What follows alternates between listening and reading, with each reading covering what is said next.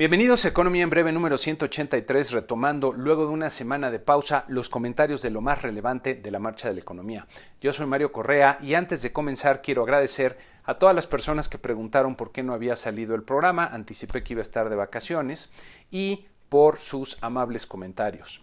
Ahora sí, tenemos muchos temas por cubrir y vamos a dar un repaso a la información más importante que ha surgido para tener una buena percepción de cómo va la economía.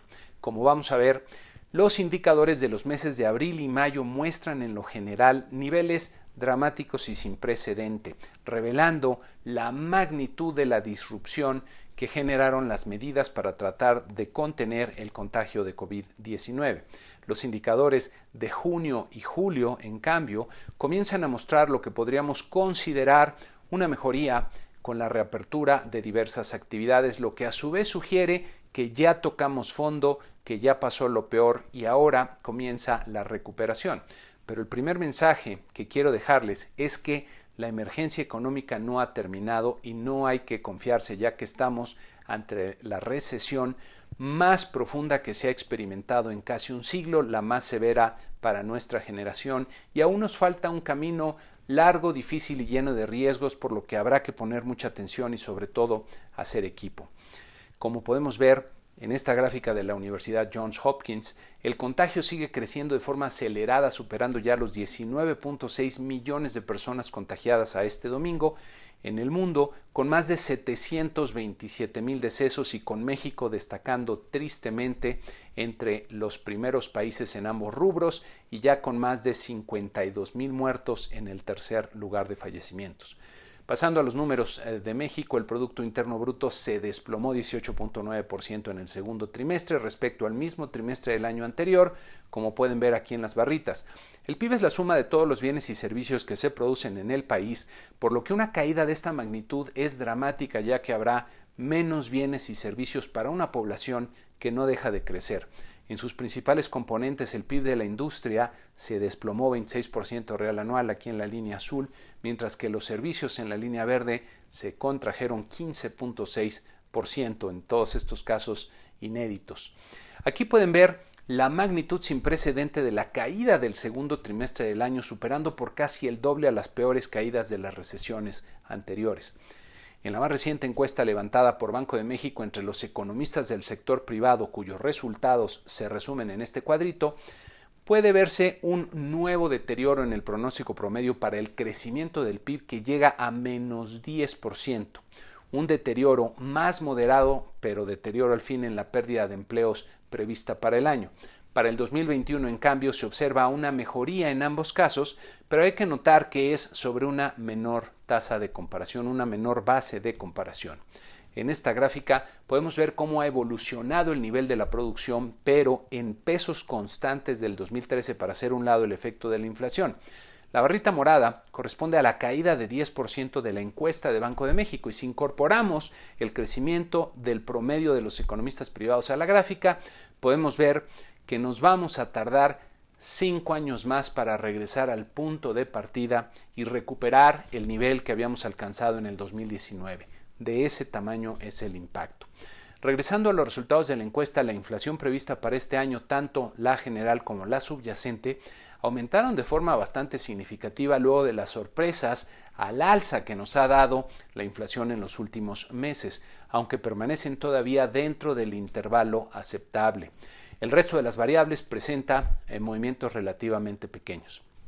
Hablando de la inflación, en julio repuntó de forma significativa, registrando 0.66% en el índice general y 0.40% en la parte subyacente. En este mes hubo incrementos importantes en las mercancías por la parte subyacente y en energéticos y productos pecuarios en la parte no subyacente, que hicieron que este mes de julio presentara la inflación más elevada para un mes similar desde 1999, como podemos ver en esta otra gráfica. Como resultado, tanto la inflación general como la subyacente repuntaron en su comparativo anual, como podemos ver aquí. El repunte en la inflación subyacente llama poderosamente la atención, ya que ocurre a pesar de que la demanda se ha desplomado, lo que sin duda será un elemento a considerar por parte de la Junta de Gobierno de Banco de México en sus próximas decisiones de política monetaria que vamos a comentar más adelante. Hablando del desplome de la demanda, el consumo privado del mercado interior registró en mayo la mayor caída de su historia, de 24.8% real anual, profundizando su contracción incluso respecto al mes de abril pasado. La inversión fija bruta se desbarrancó 39.7% real anual en mayo también, superando incluso la caída que ya era dramática del mes de abril. El componente más afectado de la inversión fue el de maquinaria y equipo, que cayó 46.7% real anual, mientras que el componente de construcción se contrajo 33.7% real anual, como podemos ver en esta gráfica, un poco menos de lo que cayó en abril. La balanza comercial, que podemos ver en este cuadro resumen, registró en junio un superávit de 5.547 millones de dólares, que es el máximo que yo recuerde, registrándose caídas de 12.8% anual en las exportaciones totales y de 22.2% en las importaciones. De hecho, una de las señales más promisorias para la economía es la recuperación que ha mostrado el comercio exterior, como pueden ver en esta gráfica, que si separamos en sus componentes podemos ver que las exportaciones aquí en la línea azul oscuro se han recuperado mucho más rápido que las importaciones. Las exportaciones dependen de la demanda externa, especialmente del ritmo de la producción industrial en Estados Unidos, que mientras siga recuperándose será una de las fuerzas que ayude a nuestra economía a salir del hoyo en el que se encuentra. Las importaciones, en cambio, dependen en buena parte de las exportaciones, ya que muchas de las compras que hacemos al exterior son insumos para las mercancías que exportamos, pero otra parte importante depende de la fortaleza del mercado interno, especialmente del consumo y la inversión, que como ya vimos se han caído de forma sustancial. Siguiendo con las cifras del sector externo, las remesas que recibimos en México de los trabajadores en el extranjero aumentaron de forma muy significativa en junio, como vemos en esta gráfica, sumando más de 3.500 millones de dólares, lo que apoya parte importante del gasto de muchos hogares en el país.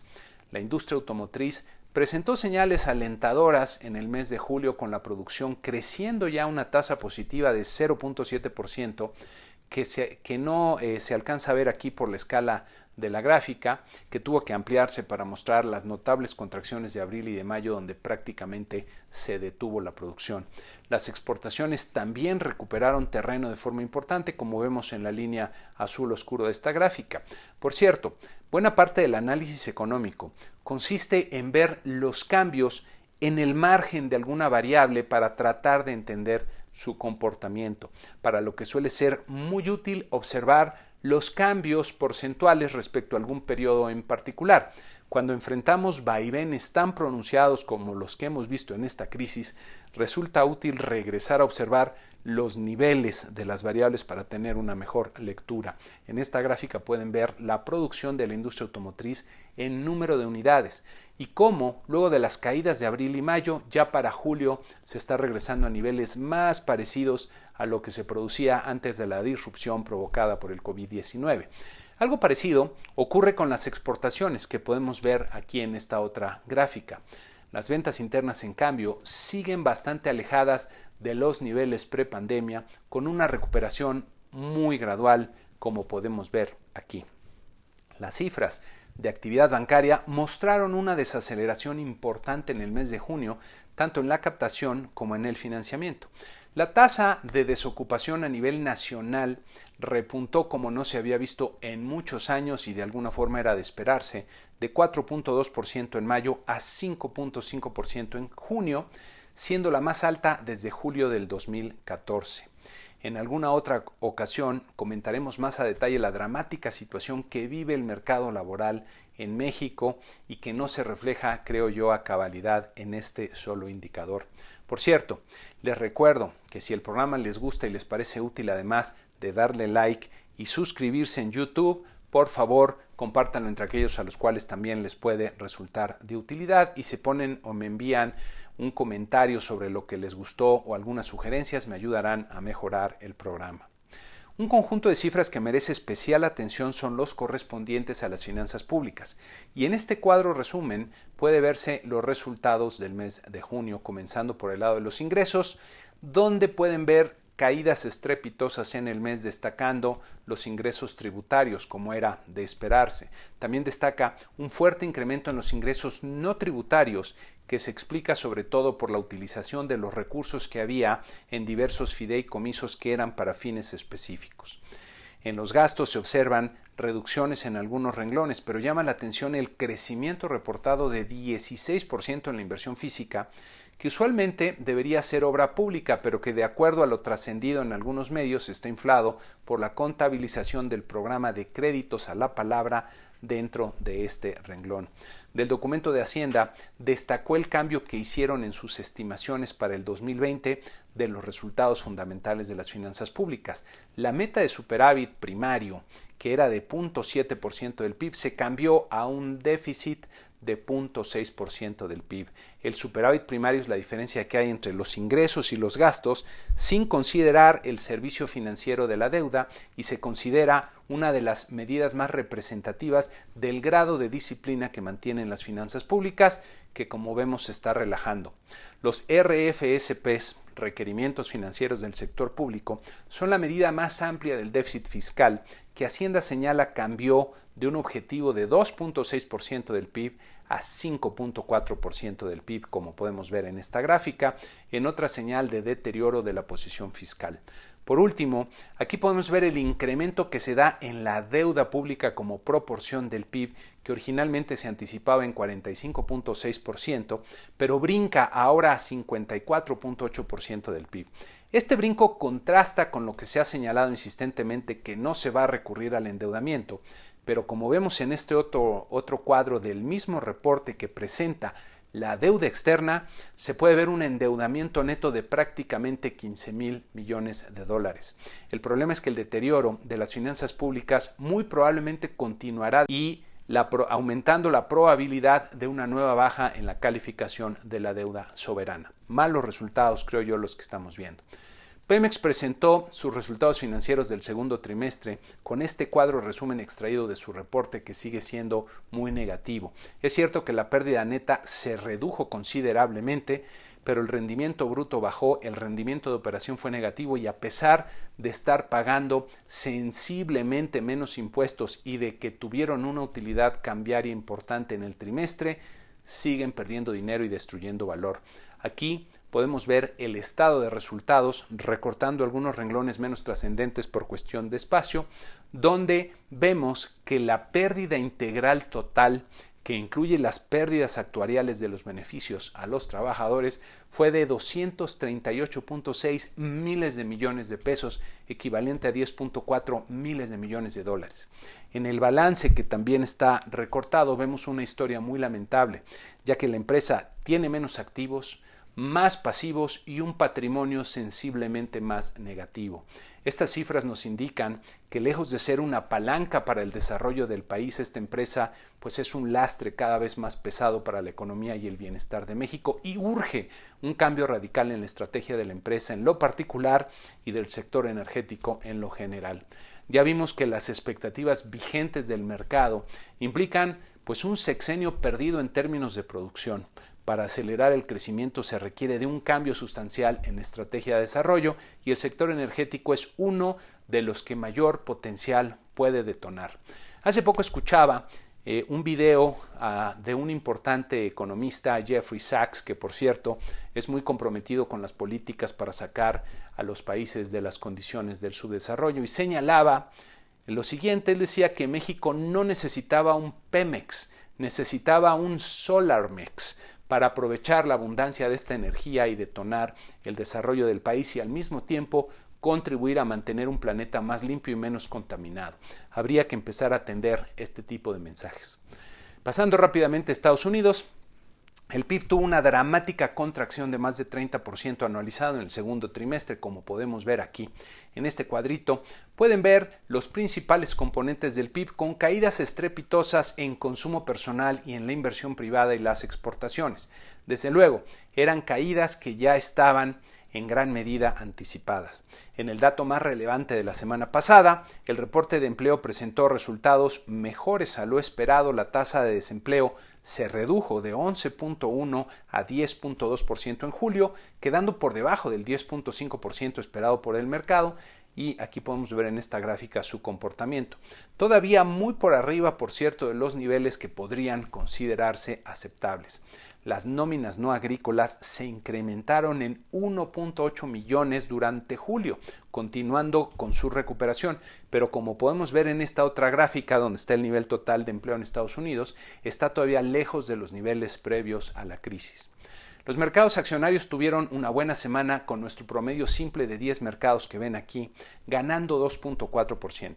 La bolsa mexicana mostró una tónica parecida y terminó la semana con una ganancia de 2.7%, superando ligeramente los 38,000 puntos. Nuestro tipo de cambio se depreció de forma modesta, 0.4% para terminar la semana en 22.37 pesos por dólar en el mercado interbancario. Para la semana que inicia tendremos en México las cifras de la actividad industrial del mes de junio y la decisión de política monetaria de Banco de México.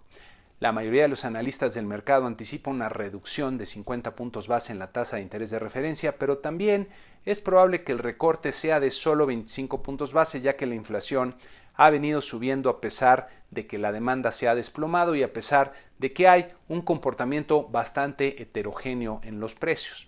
Me parece que la pregunta relevante para la Junta de Gobierno es si los beneficios de seguir recortando la tasa de interés al mismo ritmo compensan los riesgos de hacerlo. Es muy probable que la inflación anual siga subiendo y en los próximos meses vuelva a ubicarse muy cerca o incluso por arriba del 4%, que es el techo del rango determinado alrededor del objetivo puntual de 3% para la inflación.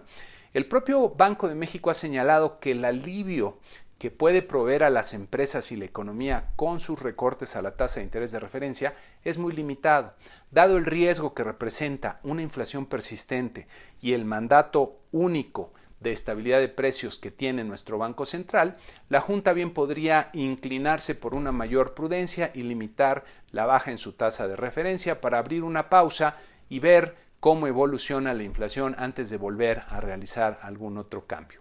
En Estados Unidos tendremos varios indicadores de julio que nos permitirán ver cómo avanza la recuperación de la economía, destacando, creo yo, sobre todo la producción industrial de este mes. Para terminar, quiero expresar mi enorme pesar a la gente de Líbano por la terrible explosión que devastó buena parte de la ciudad de Beirut. Mis mejores deseos para que encuentren la fortaleza para superar pronto todo el dolor y la destrucción que dejó este horroroso acontecimiento.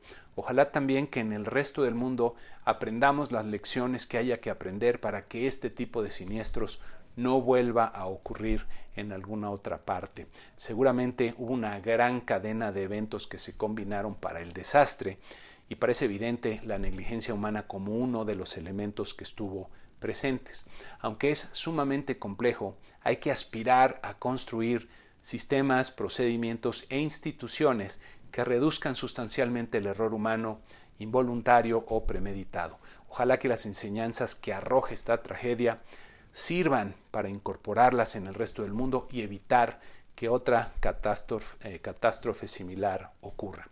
Y con esto concluimos este programa número 183 y les reitero nuevamente la invitación a que si el comentario les gustó, le den like, se suscriban al canal, compartan el comentario entre aquellos a los cuales también les puede ser de utilidad y me manden por ahí alguna sugerencia. Por aquí está mi correo y muchas gracias, que tengan una excelente semana.